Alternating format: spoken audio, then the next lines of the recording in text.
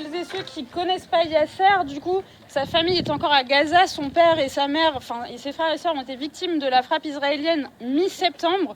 Son père a été gravement blessé, il est hospitalisé, il a le visage complètement détruit. Donc l'hôpital de Brest les attend.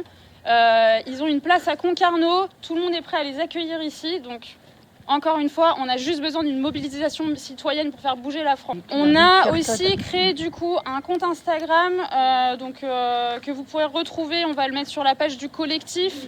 On a un Frama Group où du coup vous allez recevoir les informations dans ce groupe-là avec tous les mails à envoyer, les copies, etc. Enfin le mail type. On a aussi une adresse email qu'on vous communiquera également. Voilà. Et surtout, parlez-en autour de vous, encore une fois.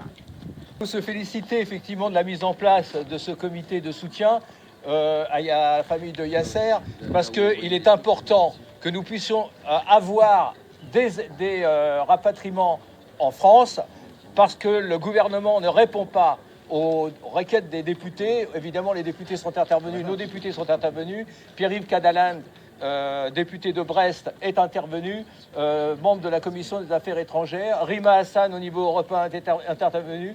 Mais les autorités françaises et le consulat français en Israël ne fait strictement rien.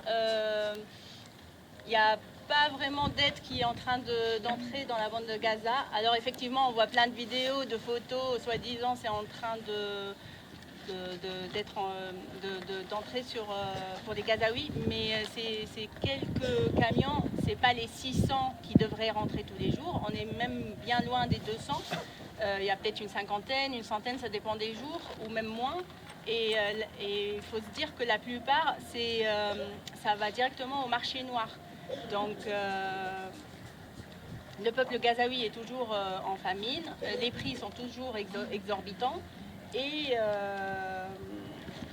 pour ce qui est des malades, il n'y en a presque pas, il n'y en a pas beaucoup qui sortent, il y en a quelques-uns qui sortent, mais ce n'est pas non plus un nombre important par rapport à tous ceux qui sont malades ou qui se sont fait bombarder ou autres.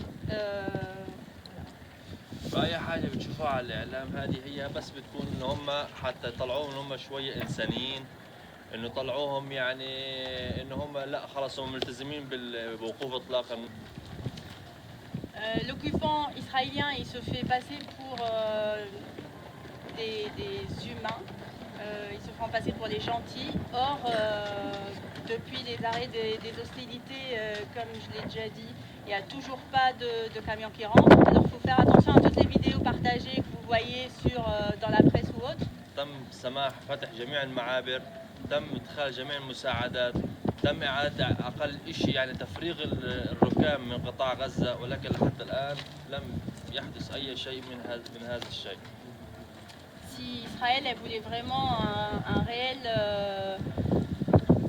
processus de paix, arrêt des hostilités, ils auraient ouvert tous les points de passage. Or, ce n'est pas le cas. Rafah devait être ouvert depuis le début. Il est à ce jour toujours fermé. ما بشوف فيهم أنفه ما بتنفس فيه، عشان هيك فاتحين لهم فتحة من رغبته يعني.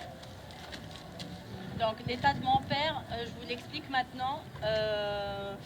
Il a le visage complètement détruit.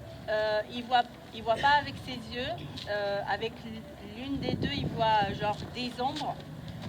Donc il a besoin de plein d'opérations, que ce soit sur le visage, sur les yeux, le nez, parce qu'il ne respire pas tout seul. وشكرا لكم وشكرا برضه نذكر قابلة الصمود، نشكرهم كثير ونشكركم لكم.